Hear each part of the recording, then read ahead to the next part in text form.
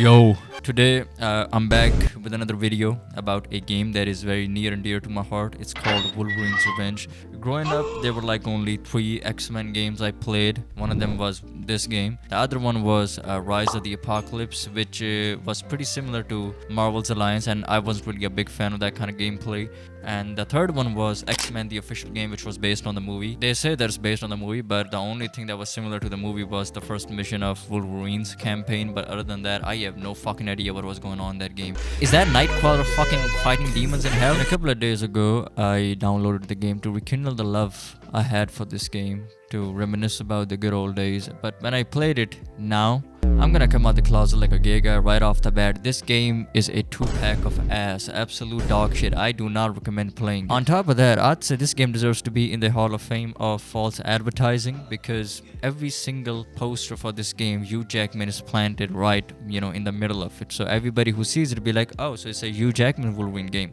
But when you open the game, you find a 5'3" heavy testicle as Wolverine. It is a very comic accurate Wolverine, which I'm not really opposed of, but why would you show me Hugh Jackman's Wolverine if I don't get to fucking play as him? Why would you do that? All that aside, did I mention that Mark Hamill voices Wolverine in this game?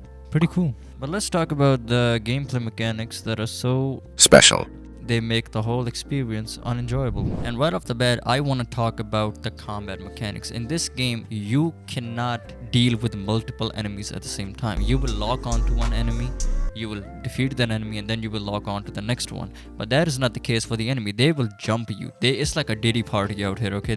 Hey, everybody know ain't no party like a Diddy party, so yeah. And the only way to deal with multiple enemies is if you perform a strike. Now, strike is a kind of a finisher, I would say. And you can put the moves on multiple enemies if they position themselves around you in a certain way. But all of that goes right out the window when you are surrounded by 6 enemies that punch you one after the other, putting you in a stun lock, enabling you to do anything other than to just helplessly watch as your life goes down to 0. Speaking of health bars, the infamous healing factor of Wolverine. You might be wondering, how do they utilize in this game? In the worst way imaginable. You can't heal yourself when you have your claws out or when you're fighting the enemy. You have to stand idle, far away from the action, in order for the healing factor to kick in, and Let me heal.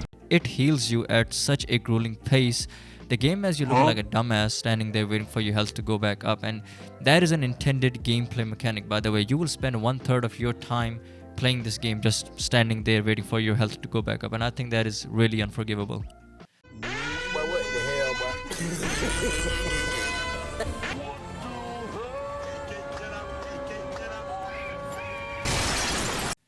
And the stealth in this game is so unforgiving and so unclear, it is baffling.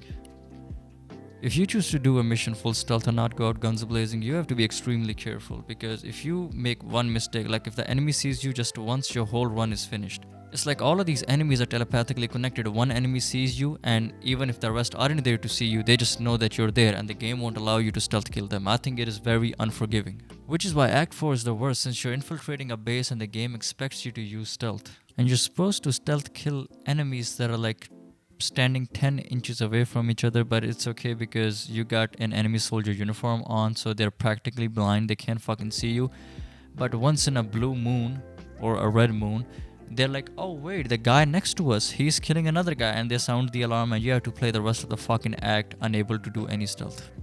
In this game, stealth is more luck than it is skill, which is why it fucking sucks. But aside from all the bad shit, they do have one good mechanic in my opinion, which is tweaking out. They have a rage bar, and when it reaches a certain level, you can press the claw button repeatedly and you will go out in full tweak mode, which I think is very cool. And you can walk on all 4s, what do you know? Also, the character designs are pretty faithful, very comic accurate in this game, which is a big plus. Looking back at the combat system now, it feels like it's a remnant of something much bigger, like they had something specific in mind, but I guess due to budget cuts and lack of fucks to give, they scrapped it and thought to themselves, hey, our target audience is kids, they don't know any better, also put Hugh Jackman's face on the cover, that'll get them to buy the game.